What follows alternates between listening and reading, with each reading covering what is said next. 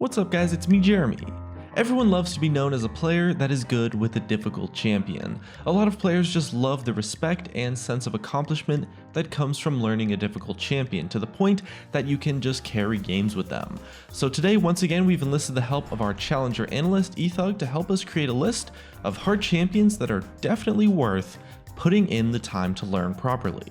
And this video is going to be sponsored by GGEsports.com. It's a website and mobile app where you can compete for free in an LCS prediction game, and they've got news, stats, and more, all for real prizes like Razer gear and iPhones. I'll be playing in the GG Esports All-Star Series with my boys Pansar Dragon and Solo Renaction Only against Red Mercy, Professor Akali, and GBay99 for even bigger prizes. Register now on GGEsports.com to start playing for free, and stay tuned to the outro to see my predictions for this week. And if you guys enjoyed the video, leave a like on it or let us know in the comments section below, and be sure to subscribe for some more videos. So first up on the list, we've got probably the classic champion for this kind of thing, and that's Riven. And Riven's a great choice for anyone who really wants to play a mechanically intense champion. You definitely still need to master decision making and understand your limits with Riven, but maximizing her damage while negating damage and locking down your opponent with crowd control with all of her crazy combos and abilities is just really difficult to do perfectly. Riven is one of those champions that has the potential to win almost any lane if you understand the matchup properly, but sometimes you need to know when that means playing safe rather than trying to 1v1 every time you get the chance. Some champions simply have more early game power than her or a significant range advantage over Riven, and that can sometimes turn lanes into maybe a skill shot kind of contest or something like that, but as you progress with Riven and become more familiar with her, you'll definitely find yourself climbing slowly simply because she offers you such a consistent way to just always snowball and come out on top in lane. Definitely, you always want to snowball your lead and be critical of your mistakes so that you can keep improving when you lose with her. Next up, we're talking about one of the more difficult mid lane mages in the game, and that's Xerath. So Xerath kind of has a reputation as sort of the go-to champion for scripters, and that's for a good reason. You know, if you can consistently land all of Xerath's skill shots, you're going to find yourself just absolutely destroying your lane opponent with almost no way for them to fight back. As an artillery champion, Xerath is a bit unusual because you really need to position yourself really far away compared to other mages, and from that perspective, he can seem quite easy to play. You know, you kind of just sit safely under your tower and you can still deal a ton of damage with long-range skill shots. The problem is that as the game progresses, you need to stay active on the map with the rest of your team, you need to maintain the same distance unless you want to die instantly, and you really do need to land those skill shots. The laning phase for Xerath is extremely powerful and can be a little bit on the easier side once you get used to it. You can farm creeps, outscale, really outrange anyone, and for the most part play kind of safe if you want to, but if you've ever watched a really good Xerath player play, you'll know that they're just so unstoppable with the accuracy that they're able to land their skill shots for. And because of the relevance of his skill shots, Xerath really does have quite a difficult learning curve, but at the same time is extremely rewarding and can be very strong when played correctly.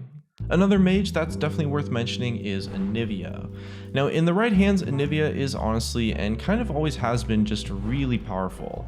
She has some of the best wave clear in the game, her damage at level 2 or 3 is just insane, and playing against a good Anivia player is just so painful and so annoying. You have to perfectly dodge her skill shot to avoid the stun, she catches you with it, that damage is just going to hit like a truck, and although it might be easier to land damage with Anivia than it is with Xerath, you also need to play from closer ranges, but at the same time also keep your distance. She's very like zone based and control mage oriented, and bad positioning will really just get you killed instantly. You do kind of have her passive as a defensive tool, but it doesn't actually really save your life all that much, because if you just go egg form in front of the enemy team that killed you, they're probably just going to kill you again, although it does come in clutch sometimes. Anivia has a few more tricks up her sleeve than Xerath. You can learn the double damage mechanic with her Q for a bit of extra burst in your combo, and learning to use her wall properly can also make you a huge pain in the ass for some uncoordinated teams. Now we definitely want a little bit of variety, so for the next one we're mentioning an AD carry, and that is going to be Ezreal. So he's probably regarded as one of the more tricky AD carries to play, and for good reason. So unlike most marksman champions that can stack damage and just auto attack for most of the game, Ezreal is really dependent on you to constantly land your skill shots. His kit isn't necessarily that complicated, so you don't need to spend too much time worrying about skill order and combos, but if you can't connect with well over half or even 3/4 of your Qs, you're really going to be feeling like Ezreal is kind of just a weak champion over another AD carry that might have a longer range DPS like Caitlyn, for example. Ezreal can easily be punished despite his strong built-in escape, but that also makes him really rewarding when you outplay the enemy team and pick up those multi-kills. Mastering Ezreal is also just really good fun. The learning curve is pretty steep, but it's not too steep thanks to his simple kit, and you'll just find yourself getting better and better at predicting his movement and landing those skill shots eventually. Couple that with the amazing snipes you can land with his ultimate, and you've really just got yourself a cool but yet pretty difficult and rewarding champion. And next up, we've got Akali, which is a champion we actually noted earlier as being a great choice for one-tricks because of her unique playstyle, and the same thing kind of applies in this list too. The more time you sink into Akali, the better you're going to get at playing around your stealth and your dashes, and you can stay so mobile while tearing huge chunks out of squishy health bars, making her really intimidating to play against when piloted properly. Akali's kit is not as difficult to adjust to as some of the other champions on our list today, but she does have really clearly defined weaknesses that can be heavily exploited, which is why you rarely see consistently high elo Akali players, but there are some, and TF Blade is definitely a famous one who's achieved rank 1 from just one-tricking Akali multiple times before. And honestly, based on the success with Akali that TF Blade has had, it kind of just goes to show that Akali is not a weak champion at higher levels of skill, but rather just how difficult it is to abuse her playstyle in the higher skill brackets. But the thing about Akali is that she has a really enjoyable learning curve. You know, some champions are really hard to get into, but then it kind of just clicks. But with Akali, you can really still do some fun and interesting stuff with her when you first start playing her, and mastering her really becomes more about knowing your limits, power spikes, timing your attacks, and just taking advantage of opportunities rather than necessarily becoming super mechanically skilled.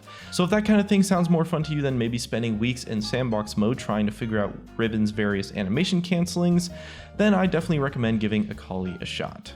And that's going to be the end of our list today. Hopefully it gave you guys some cool ideas for some champions to learn next. Don't forget though that League isn't necessarily balanced in a way that makes hard champions any stronger than easier ones, and there's no shame in picking champions that are maybe a little bit easier, but I do think that a lot of players really enjoy playing hard champions, a lot more than some of the more simple ones. And I just want to take some time here at the end to talk a bit more about our sponsor. Register now on ggesports.com to start playing for free. This week, at the time of making this video, I put 300,000 coins on TSM to win versus Cloud9, and 150,000 for CLG to win versus Team Liquid. Those are my predictions for LCS this week, and the games will actually be over when this video releases, so let's see how I did. Last week I didn't do too great, so hopefully this week might be better, I guess. Either way, be sure to check out ggesports.com as well as GG Esports on Facebook.